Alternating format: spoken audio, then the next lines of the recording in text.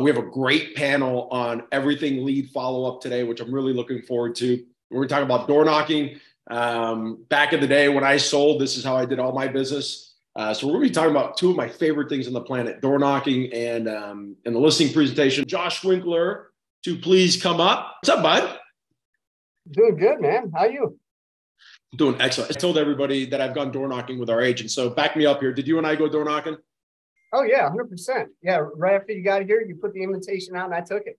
In fact, it was early in COVID, if I remember correctly, because Yeah. we were both masked up. Yeah. And does it work, Josh? Absolutely. I've sold more in the past 7 years. I've sold more than anybody else in my neighborhood. And most of those just come in the past 2 years. All right, so let's get this party started. We are going to talk about everything leads and getting leads converted. From the moment you get a lead, what are the first three things that you're trying to accomplish with that lead? The first three things that you do. I'm a little bit old school and I'm a little bit, technology and app averse, but I'll put it in my calendar, in my phone. I'll put all my reminders in there. So wherever I'm at, whether I'm driving, whether I'm at the office, wherever I'm at, that reminder hits me and I'm following up with them. So I've got some junior team members that flex all these follow-up services and everything like that. And I would love to have one set up for me to help me with that process. Market Leader does a great job automatically sending these canned responses, and that's great.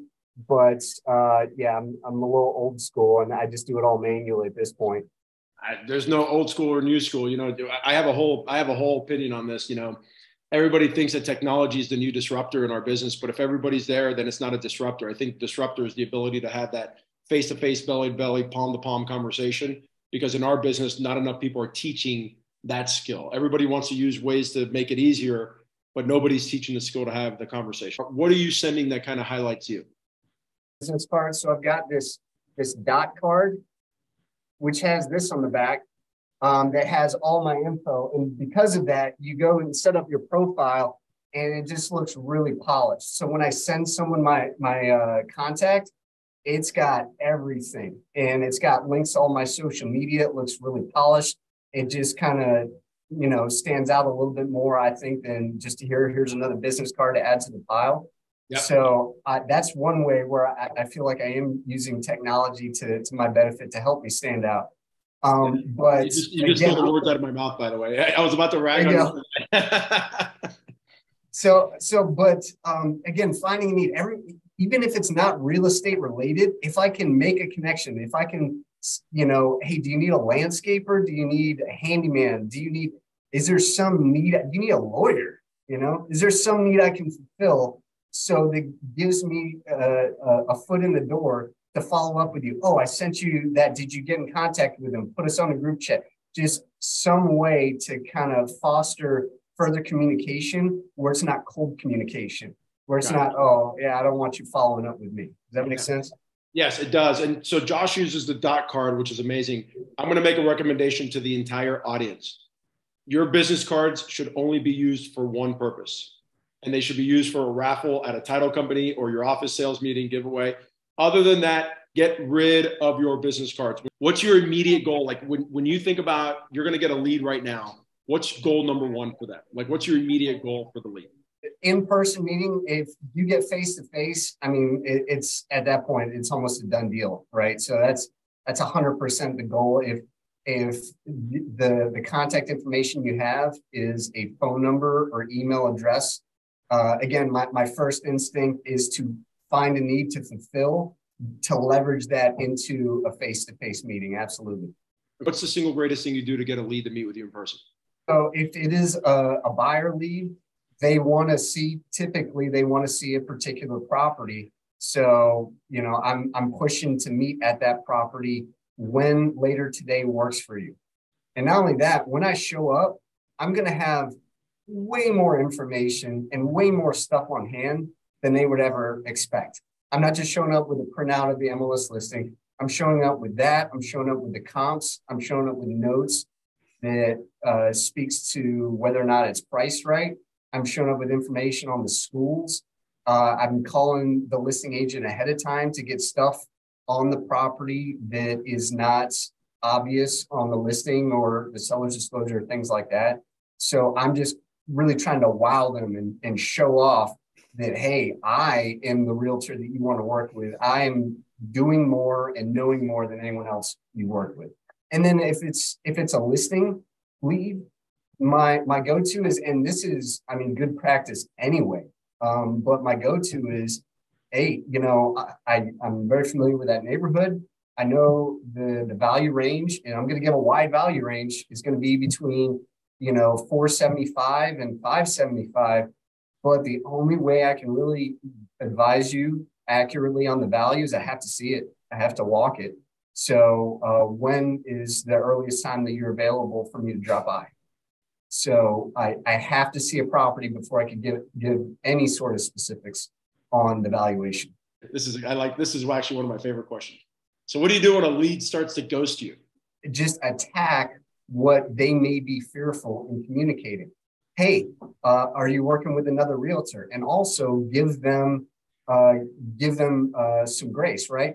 If you are, that's fine. Just let me know, right? So I'm trying to kind of anticipate what some reasons are that they may be ghosting for me, and just going straight at those and hoping for a short yes or no response. And then, okay, now I've got a point of contact and I can, you know, go on with that. Like recently, I had someone who was introduced to me by a lender, and the lender told me, like, there was another realtor they were working with, but I'm recommending you. So when they got in contact, I had some good back and forth with the guy. He seemed wishy-washy. I was like, hey, I heard that you may be working with another realtor. That's okay if you are. I just, you know, want to offer what help I can. And he's like, yeah, it's my wife's best friend's husband. I was like, all right, great. Who is it? And it was actually a Fort Worth Coldwell Banker agent. Okay. And, you know, it's someone I know. And I was like, you know what? He is a solid agent. I know his track record. I know of his reputation. I was like, he's a solid agent. You're in good hands, man. And honestly, if there's anything else I can help out with, feel free to reach out to me. But, you know, from one agent speaking to another, I can tell you you're in good hands. And that led to a whole slew of further conversations, right? So that changed my perception, because at that point I knew he wasn't going to go with me, but it totally changed his perception in my mind on how he viewed me. And who knows, maybe down the road there's a recommendation there, because he did highlight that I'm in Plano. It would be kind of far, whatever. I'd be fine with it. But maybe he's got a friend who's looking in Plano, and maybe he connects us in the future. But I let him know that it's okay if you're working with another agent. Just let me know. You know, Josh, and both of you, thank you, because I have a full page of notes here, and this is, I think the education I get from every Closer Club round is so powerful. And Kimberly and Josh, thank you. There are two things that really stood out to me, Josh, in that one, if you guys picked up on, he used the question from Never Split the Difference. I think Josh has taken the Closer Club once or twice. And so are you no longer looking to purchase a property question, that like, have you given up on your home search, is a great way to people just feel the need to have to reply, right? Number one. Number two, I think one of the greatest things I got from that was you came from a place of abundance, right?